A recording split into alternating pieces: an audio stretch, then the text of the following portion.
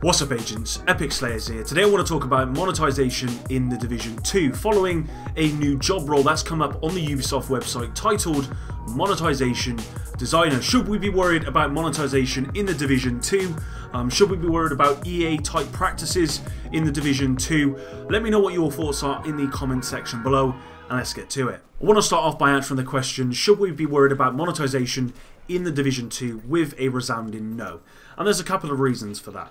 Now the first reason, and I want to applaud Ubisoft and Massive for this, is monetization in the Division 1, because I think that's got a massive bearing on the Division 2. I'd have to say monetization in Division 1 is really fair. Now there are loot boxes in the game, but they are completely cosmetic. You're going to get hats, guns, you know, weapon skins, backpack skins, all of that sort of stuff, and there is a lot in there.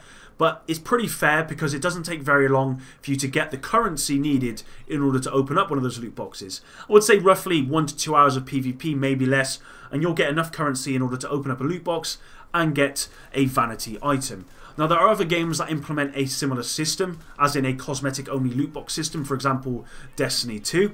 But when Destiny 2 first released, it took a very long time, along with XP throttling, it took a very long time for you to actually get the currency in order to open up a loot box or a bright engram with Tess Everest, which meant that you felt the need to actually purchase one of those bright engrams. I've never felt the need to purchase a cash in the Division, and I think the Division has the perfect balance, which is why I think with the Division 2 we should have no worries, because I'm pretty sure they'll take what they've got in the Division 1 and they'll move it over to the Division 2, they'll update it obviously, and we'll get a very similar experience. Another reason that I'm not worried about monetization in the Division 2 can be found in the job description for the monetization designer role.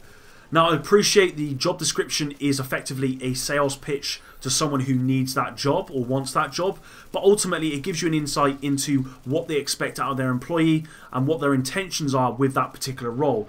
So I think it's important, and I think it does shed some light on what they are expecting from the Division 2. So the first line in that job description, which really strikes a bell with me here, is to be the champion of a fair and modern player-first monetization vision. I think it's important to note there is the words player first, because that's ultimately what we want. Now the Division 1 did a pretty good job, but I have to say the Season Pass was very disappointing. I don't think players got enough with that Season Pass, and I'd really hope that in the Division 2 their Season Pass is a lot better. You get a lot more for your money, and I think they'll do that because there was a lot of negative feedback about the Season Pass. I think they'll rectify that in the Division 2.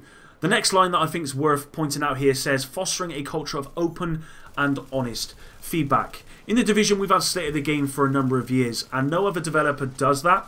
Comes out every week and talks about community feedback and how they're trying to make the game better. And I think that really does show you how open and honest Massive are. And having that open and honest feedback, I think, has sort of created this relationship between us and Massive, where they understand that loot boxes and pay-to-win stuff, you know, just should never be in any games. And I'm sure they've got that from, you know, EA and Star Wars and the whole loot box situation that's going on, with Belgium actually classing loot boxes as a form of gambling now, so kind of not being in any games anymore. I would be very surprised if the Division 2 decided to implement that in the game. Now with that said, there is one little niggle in the back of my head that has me a little bit worried, and that is the Division 2 is not going to come out of the gates like the Division did, because it's lost a lot of players over the last couple of years. So it's not going to be as popular as the Division was. It was. I'm hoping it will still be very popular. It just won't be as successful as the Division.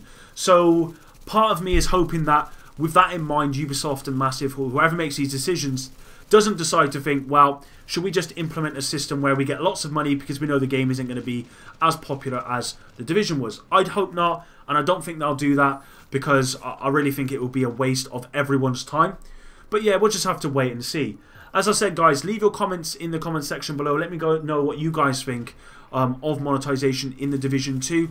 I personally have no issues with monetization in general, because ultimately I'm happy to invest £20, £15, whatever into a DLC if I'm getting the content that I need. I'm happy to invest in a game that I truly love if it means that game's going to be around to 3-5 years, whatever, because they're going to keep adding stuff to that game. And I'm pretty sure most people are happy with that. It's when it comes to pay to win stuff in loot boxes, that's where I'm sure everyone draws the line. So thank you very much for watching the video. Until the next one, Epic out.